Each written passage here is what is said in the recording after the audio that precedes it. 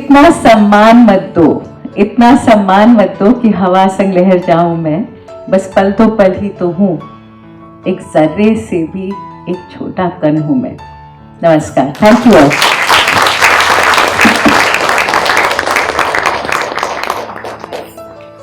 Interact with you, Mrs. Sybil. I vividly recall the launch of your previous book, Fragrant Words, a book of poems. And today, I am privileged to interact with you and converse on a book of which Mr. Kshatriya has already taken charge of, so to speak. Now, this time the book is about officers and women and inspiration. This was the first thought that struck me when I opened the book, and it's all rolled into a neat bundle. What struck me most was the placing of the stories, the way you have placed the stories. It's like a garland of precious gems, each valuable and brilliant. But brilliance is one part, but there is a common thread, and there's a specific quality in all the 10 officers that you have chosen. Clarity of thought, courage, conviction, commitment, common sense, collaborative spirit, and coordination skills. Most importantly, caring and nurturing. That's what came through for me as I read through the stories of all the 10 officers covered. Mrs. Sybil, you are a science graduate and you hold a master's degree in psychology and in economics. What motivated you to become an author of both poems and non-fiction? This was a question I had posed to her on 20th May when she released her book, Fragrant Words, the book of poems. And I ask you once again, do share.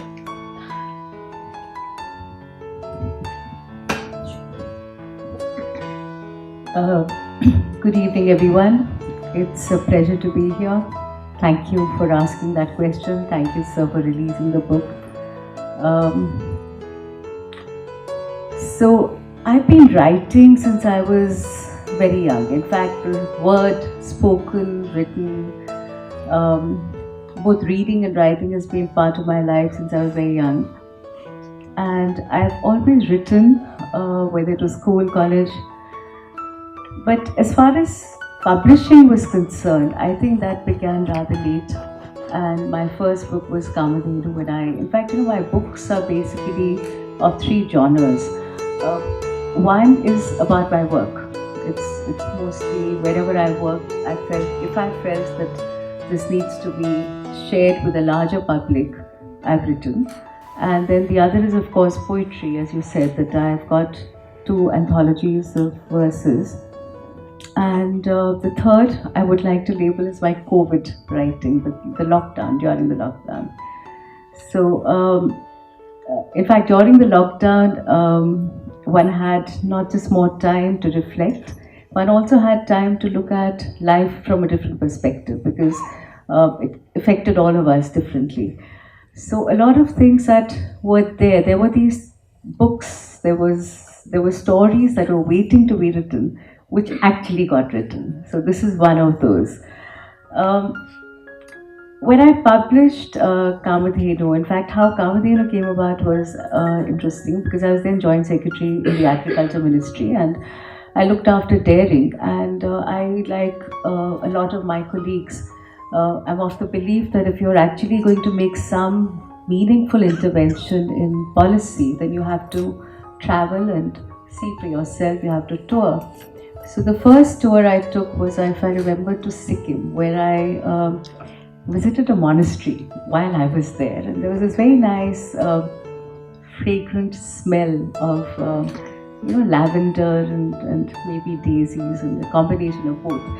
So I asked them, what is it? And I was told that it's basically the lamps that we burn with the butter of a particular cow called Siri. which grazes along the mountainside. It doesn't, it's not stall-fed, it grazes wherever it is.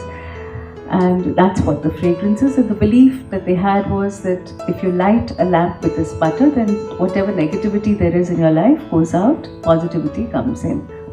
I found that a very sweet story. A little later, I went to Mysore, where I was informed that there was a particular cow called Amrit Mahal, which was there in Tipu Sultan had bred it, and it was there in his army. There were 10,000 Amrit Mahal cattle, which would used to carry the artillery, the armory, in fact, because it could travel 2 to 3 nights at a stretch without needing too much water and rest. So wherever I went, I saw a lot of these wonderful tales, and I said, if I don't put it down on paper and I don't share it, it'll actually get lost. So my first book was a coffee table book of the cows of India, indigenous cattle of India. A lot of research went to it. In fact, I started writing in 2011 or 12, and it got published in 2013. While Kamadhenu was being launched, I was checking with my publisher, because I too write poetry, and I write poetry, as most poets will tell you, that it's what comes to you. I'm a morning person, so very often in the morning I have these, sometimes the words float from God knows where, and when I put them down on paper, I look back and say, my God, did I write that? So I write when the emotion takes me. I write when something touches touches me, or something that I think I need to write strongly about. But I never ever thought of publishing poetry. So I was sharing these verses, and he says, very nice words. May I publish them? So I said, initially my answer was no. I said, this is what I write for myself. He said, no, but I'd love to publish an anthology. And I gave the lot to him.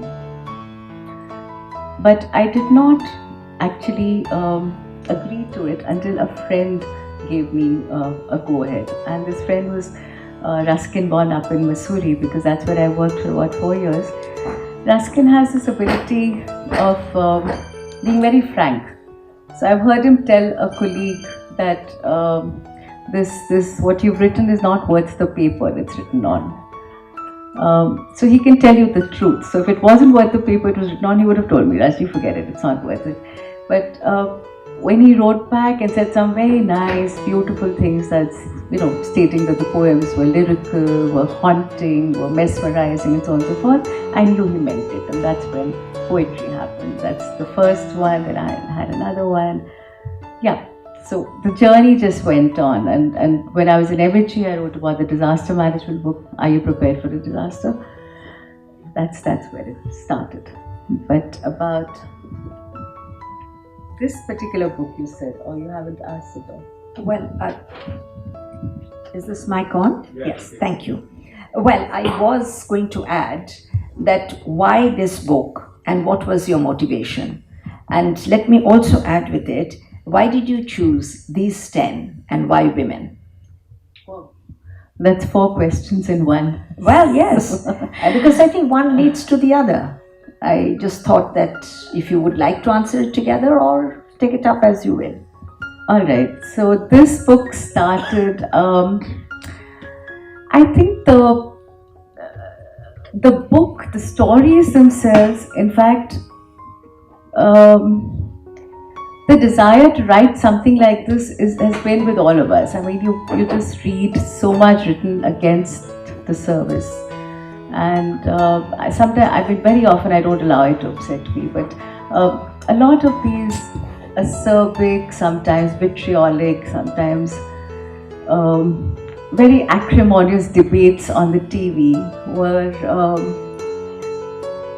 things that one can avoid normally, but during the lockdown, I remember you just switched on the TV and there was this whole thing about let's beat the babu, and beating the babu, whipping the IAS was a favorite pastime. And I think after one particular debate, my daughter, who, in fact, all our children, not just mine, I think all our children have been through the tribulations, the trials, that we've been through. We've all, I see so many of my I see friends out here and some of my colleagues as well who have had their own little problems in life, in the career, and the kids have been through it. So my daughter said, "Ma, why don't you correct the narrative? Why don't you write about what you've been through and how you've had to, a lot of pressures. I was told that plant would help the pressure, but a lot of pressures you've withstood and what courage it requires to do so that people actually know the other part of it. I mean, half the time they just keep bashing the babu. As someone who doesn't work, as someone who's arrogant, as someone who merely pushes files, as someone who's just all their life sat at a desk uh, playing around with red tape in a bureaucratic manner, which is actually not true for everybody. So there are some good officers, there are some not so good officers, but that's so across every career.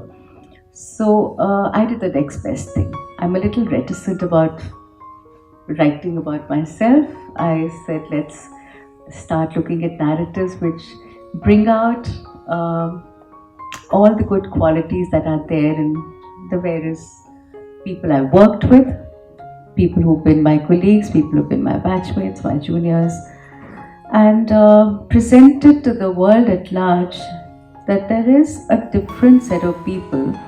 There's a story that hasn't been told because simply because I think nobody sat down to write it. That's one. And the other is also it's waiting for you to at least look at it and hear it and see that this is what we go through. As Sir said, one such story was Marini Shankar.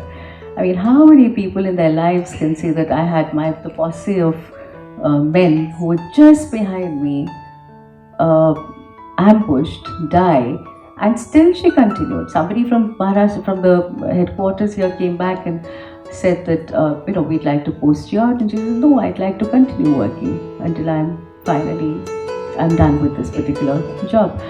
So I thought these stories needed to be told. I mean, that's how it started. Why women was the next question. If I forget the other two, you'll have to remind me. Why women was because I think my book, the author's note begins with that. It's strange how stories of women do not get told. There are a few books in this genre out there, but mostly autobiographies by gentlemen. I don't think there's a single one by any woman officer. By men claiming to have done, I did this and I did that and this happened. And a lot of it has to be true, I'm sure, but it again is a little in the face. So I just thought, when you read the narratives in the book, I can assure you that just getting them out of those 10 lead women was very difficult. Because each one, and I'm saying this categorically, told me that, look, I'm happy to talk about my work. I'm happy to tell you that these were the problems, this was the situation, this is the solution, this is what I did, but I don't want to talk about myself. And there was one I remember particularly said, hey, listen, everyone would have done, anybody else in my position would have done the same thing. So there was never this arrogance about it. There was never this whole feeling that I've done something special. They all felt they'd done their work. They were not willing to talk about themselves, but about what actually happened. And so if you read the book, you will not find, you'll have to go to the last page, the acknowledgements page, to find out who the ladies are, who the 10 extraordinary women are. And I have to say not 10 extraordinary women, I have to say 10 extraordinary stories about women officers are. I want to correct that because I'll tell you why later. Because even in the stories, just the first names are mentioned. The entire name of the person is not. So if you really want to know who the person is, I've not mentioned their cadres, I've not mentioned their badge. They didn't want it. Just at the end, in the acknowledgement page, I put their names in. So I thought that in itself was wonderful. That's why women. And if I hadn't told these stories, they would have never got told. That's the reason women. Well, Mr. Sipal, I must say, I am so happy. As a woman, I say this. and also as a person who has been working with your side of officers, as in with the government. Some of them are here. And it's very true what you have said about women. And it is not just with the officers, and I'm sure that in our careers, when in every field, women are generally very matter of fact. And you carry on with your work, and there's no need to talk further. I know that the general feeling is women talk a lot, but not when it comes to work. It just happens, and I think that cuts across even in the corporate sector, and now in my social service area also, I see that happening. So, Can I yes. just Yes. finish this? Otherwise, there's going to be a bit of misunderstanding. I didn't quite finish there. What I wanted to say is that I have worked with some exceptionally good men as well, and I just want to make it clear that this is not a gender issue here. I am convinced that effectiveness, compassion, commitment, and courage have no gender divide, none at all. It's just so happens that I thought I needed to say, narrate stories about these women. In fact, if this does well, thank you for wishing it as well, I am to also do a sequel to this about men and women of different services, civil services, both police, foreign, forest, various, and the third one for the defense forces. Unsung heroes whose stories don't get told. Yes, I think that would be really great, because to know how you bring about this parity, so to speak. But yes, I get that. But what I was trying to say is that, as you rightly said, women officers' stories need to be told for various other reasons too. But what was the reason you chose these particular 10? Is there any particular reason that you chose the 10, or just curious? Okay, so this has gone through a long process. It's not just I like you and so I picked you. I mean, it's two of them. I've never met Malini Shankar, but I have to correct that. I have to go to Chennai and see her. So there are some people I've never met. Otima, met once as the mother of a batchmate, but don't know. Honestly, I had about 43 odd possible potential stories for this book, and some of them actually need to be told, so they're there on my shelf. Of the 43, I had to actually check on and verify the veracity, whether the work has actually been done on the ground. Talk to people who are affected, the stakeholders, newspaper reports, various. So I picked the ones that were the most authentic one. The other is, I found that although I'm really not there, but I'm still there in every story, I relate to each one of them. I just think with my eyes closed that if I were in XYZ's position, who's here, what would I do when I come back with the same thing? I do the same thing. Anjali Duggal, when she had that issue about in the let me not tell you the stories, but when in Punjab, the militant Punjab, when she went through this strange time where she had to decide what to do with a particular panchayat poll, I said, what would I have done? And I said, yeah, that's what I would have done. And if in place of Malini, somebody came and asked me that, okay, your security guards have gone, would you like to come back? I would have also possibly said no. And similarly with Ottoma, she used to leave her door open and allow everyone to walk in, access to everybody without consideration of gender, caste, class, whatever, whether she knew or not. I've done that too. So I actually, I relate with them. I relate with each one of them, and that's the reason that they're here.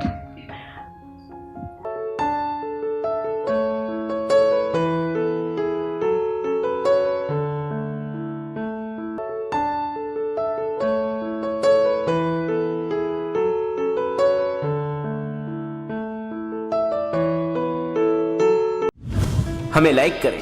Mumbai और महाराष्ट्र से जुड़ी हर खबर के लिए इस TV news को subscribe करें, bell icon को प्रेस करें और पाएं ताजा तरीन खबरें।